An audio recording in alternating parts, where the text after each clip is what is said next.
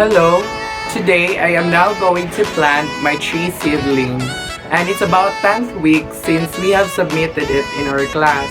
And now I am going to plant it in the backyard where the soil is very rich in nutrients. Hello everyone! At this moment, I am digging a hole in the backyard and I am digging for about 4 to 5 inches so that I can place here my fig tree. So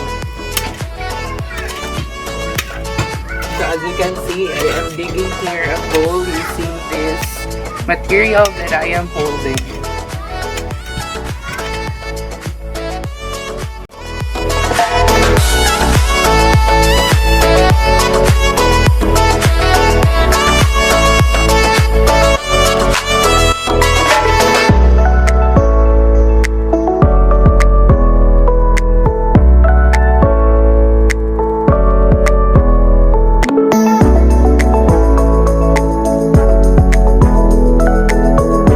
Now I just have finished planted my tree seedling and I will water this every day until it will grow to become a fig tree.